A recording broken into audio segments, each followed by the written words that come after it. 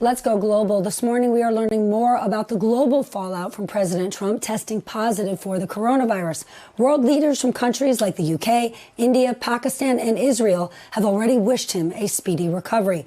But President Trump is not the first leader, of course, to test positive for the virus. The most high profile include Brazilian President Bolsonaro and UK Prime Minister Boris Johnson. NBC's Keir Simmons has the latest in Moscow. Keir, it has been a few days since we learned about the president's diagnosis. Tell us how the world is reacting.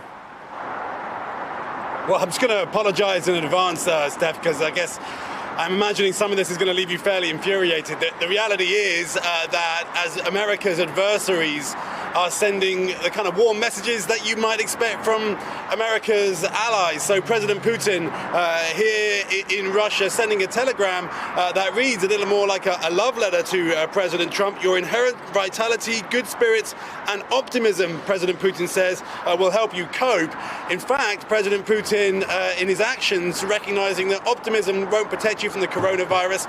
He's insisting that most people who meet him quarantine for 2 weeks beforehand, walk through a disinfectant tunnel, and is having his meetings with his cabinet and security advisors remotely by video. Kim Jong-un, Steph, sending a message to President Trump saying he sincerely hopes that the President and First Lady will recover as soon as possible. Even the Venezuelan President calling Mr. Trump a fierce enemy but wishing him health and life. Here's an interesting point, Steph.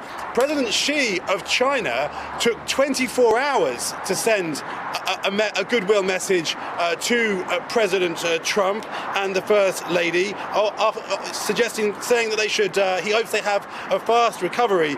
A Chinese state-run newspaper saying the president has paid the price for playing down the pandemic. So that increasing animosity between the Trump administration and the leadership of China, President Trump accusing China of being responsible for this pandemic, playing out even now with President Trump in the hospital.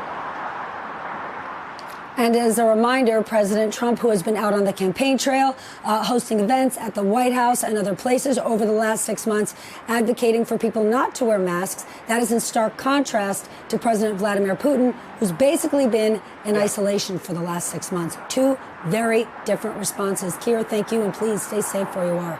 Hey there, I'm Chris Hayes from MSNBC. Thanks for watching MSNBC on YouTube. If you want to keep up to date with the videos we're putting out, you can click subscribe just below me or click over on this list to see lots of other great videos.